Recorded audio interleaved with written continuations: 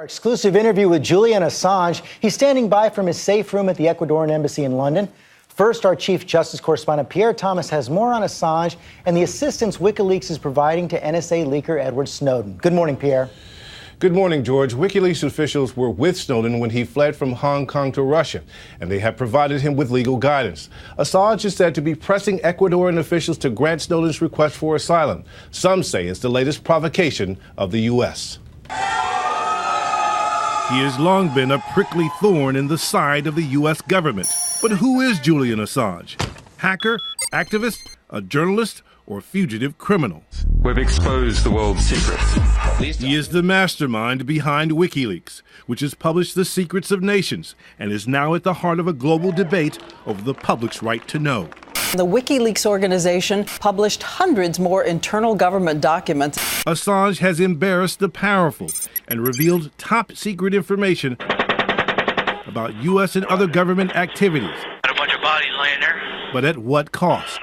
It puts people's lives in danger, threatens our national security. Now the man who has been on a crusade to expose what he believes is wrongdoing faces accusations of his own. You have no right to arrest Julian Assange! For more than a year, he's been holed up in the Ecuadorian embassy in London, where he sought refuge to avoid possible criminal charges.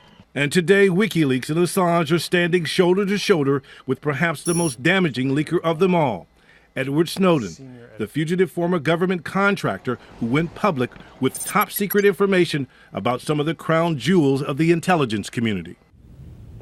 Some U.S. officials say, make no mistake, these leaks have serious consequences, that the terrorists are changing the way they communicate because of these disclosures. George? Okay, Pierre, thanks. Let's talk now to Julian Assange from the Ecuadorian embassy in London, joined here in New York by Jesslyn Radak, a former whistleblower from the Justice Department who disclosed details of post-9/11 interrogation practices, now with the Government Accountability Project. Welcome to you both. And Mr. Assange, let me begin with you. Thank you for joining us. What can you tell us about where Edward Snowden is right now and where he's expected to go?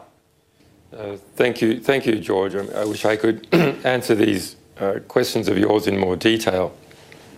The situation now with Edward Snowden is a very sensitive one. It's a matter of international diplomatic negotiations, so there's little that I can productively say about what is happening directly. But look, let's pull back a bit. Why is it that Mr. Snowden is not in the United States? He should feel that he should be afforded justice in the United States. But his situation is very similar to a situation that I face and that my staff face, where we have been sucked into a grand jury in Alexandria, Virginia. That's where the charges for Mr. Snowden came from, Alexandria, Virginia. Well, what do we know about that district? It's 6 kilometres from the centre of Washington, D.C. The jury pool is made up of CIA, Pentagon, etc. In the legal community in the United States, it's known as the rocket docket because of the lack of scrutiny procedures have there. There's a 99% chance that if you're, sorry, a 99.97% chance that if you're a target of a grand jury, you'll be indicted, and a 99% chance that if you're indicted by a grand jury, you'll be convicted. So this is not a situation, ignoring all the political rhetoric which we've seen, which has been terrible over the past 2 weeks, where Mr. Snowden can feel that he would be afforded justice. But is there any country right now that will grant Mr. Snowden asylum?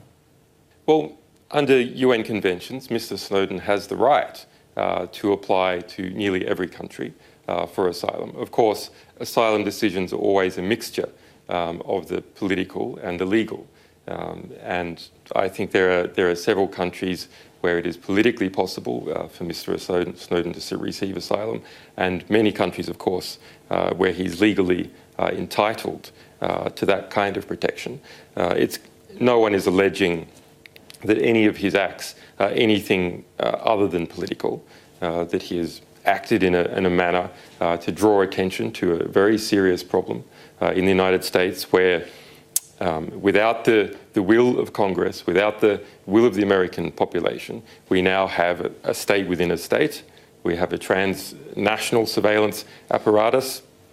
Glenn Greenwald just last night spoke about how a new technology to be rolled out by the National Security Agency is going to attempt to intercept 1 billion mobile phone calls a day. No one signed up for this. Obama does not have a mandate for that. With respect, no one has Mr. a mandate Assange, for that. many people Congress have said has been that taken for a ride. Excuse me, many people said this is far more than political, including Secretary of State John Kerry. He spoke out on this earlier this week saying that Snowden's revelations are putting people at risk. Take a look. People may die as a consequence of what this man did. It is possible the United States will be attacked because terrorists may now know how to protect themselves in some way or another that they didn't know before. Does that concern you at all? Well, look, we have heard this rhetoric. I myself was subject to precisely this rhetoric 2-3 years ago, and it all proved to be false. And we had this terrible discussion about, which even exists in some of the tabloid press today, about WikiLeaks causing harm. But not a single US government official, no one from the Pentagon, no one from any government says that any of our revelations in the past 6 years has caused anyone to come to physical harm. And the revelations by Snowden, I mean, these are even more abstract. Have you spoken to Mr. Snowden, and are you confident he's safe right now? Publishing. Our legal people have been in contact with Mr. Snowden. I can't say anything about the present situation, but the United States cancelled his passport. Joseph Biden, the day before yesterday, personally called President Correa, trying to pressure him.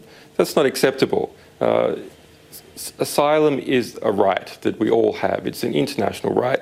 The United States has been founded largely on accepting political refugees from other countries and has prospered by it. Mr. Snowden has that right. Ideally, he should be able to return to the United States. Unfortunately, that's not the world that we live in, and hopefully another country will give him the justice that he deserves. Edward Snowden's father has spoken out. He fears that you and WikiLeaks are manipulating his son, and he said that, quote, "I think WikiLeaks, their focus isn't necessarily the Constitution of the United States. That's a concern for me." How do you respond to Edward Snowden's father? Well, he didn't say that. He said might be. Mr. Snowden's father, as a parent, of course he is worried in this situation. Every father would be worried in this situation. We have established contact with Mr. Snowden's father's lawyer to put some of his concerns to rest. But I mean, this isn't a situation that that WikiLeaks is in charge of, if you like. This is a matter for states at a very, very serious level to understand and sort out and behave responsibly, because we've had some experience in the past with publishing, with attacks and political rhetoric from the United States, with Asylum and so on. And I have a personal sympathy for Mr. Snowden. We did what we could, and will continue to do so. You have put yourself in the middle of this. To try and help him through. And I want to ask a further question on that. Glenn Greenwald has said that no matter what happens to Snowden, his secrets, the secrets that he's taken, will get out. How? And does WikiLeaks have possession of those secrets right now? Look, there is no stopping the publishing process at this stage. Great care has been taken to make sure that Mr. Snowden can't be pressured by any state to stop the publication process. I mean, the United States, by cancelling his passport, has left him for the moment marooned in Russia. Is that really a great outcome by the State Department? Is that really what it wanted to do? I think that's every citizen has the right to their citizenship. To take someone's principal component of citizenship, their passport, away from them is a disgrace. Mr. Snowden hasn't been convicted of anything. There are no international warrants out for his arrest. To take a passport from a young man in a difficult situation like that is a disgrace. He is a hero. He has told the people of the world and the United States that there is mass, unlawful interception of their communications, far beyond anything that happened under Nixon. Obama can't just turn around like Nixon did and said, it's okay if the president does it, if the president authorizes it. That's not what he's saying, but sir, he has also broken the law. And let me bring that now to Jesslyn Radick, who's also here with me right now. Julian Assange mentioned Edward Snowden's father, who's also written, his attorney has written a letter to Eric Holder, the Attorney General, saying that he believes that his son would be willing to come back to the United States if he would not be detained or imprisoned prior to trial, if he would not be subject to a gag order, if he would be tried in the venue of his choosing. Do you think it would make sense for Snowden to return under those circumstances?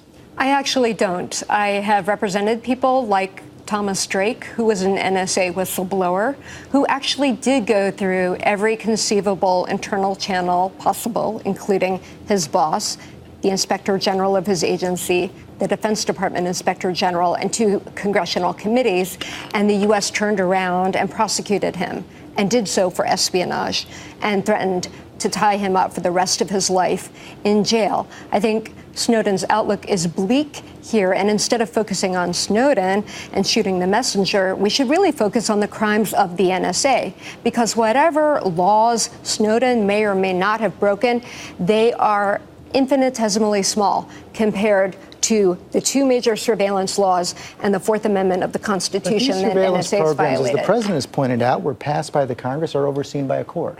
Well, both of those are incorrect. Congress has not been fully informed.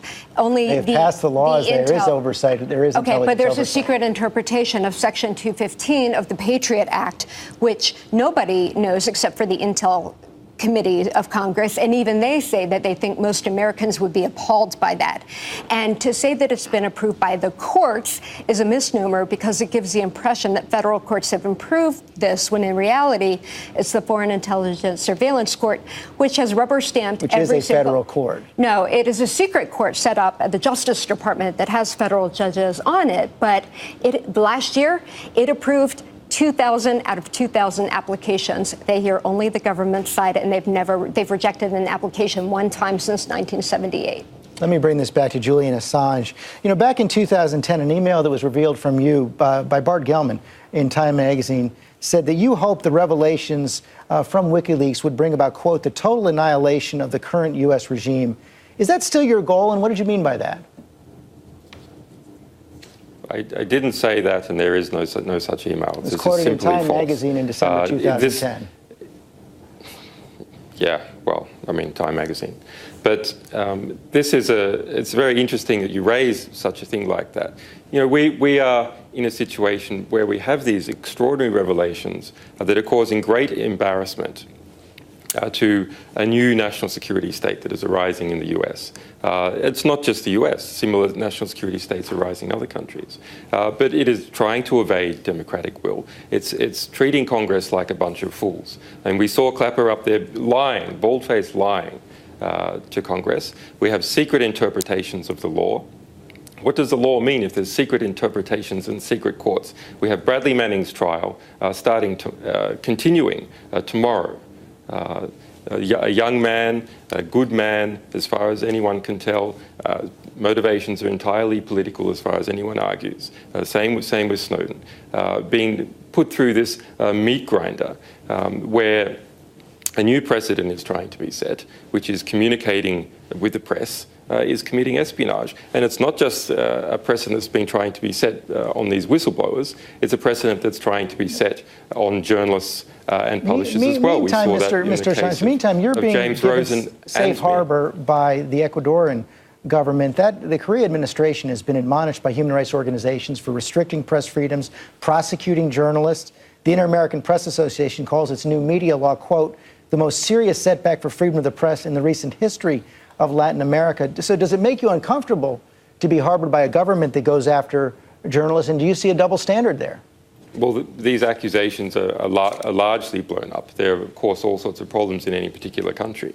But why are they being spoken about? What has happened here is a mass revelation of illegal transnational spying by the National Security Agency, the collection of the communications records of every single person in the United States, laying out the entire community structure of the United States. And these sort of attempts are merely a mechanism to try and shift ground. But, go to CPJ, Committee to Protect Journalists in New York. It lists the number of journalists in Ecuadorian prisons, 0.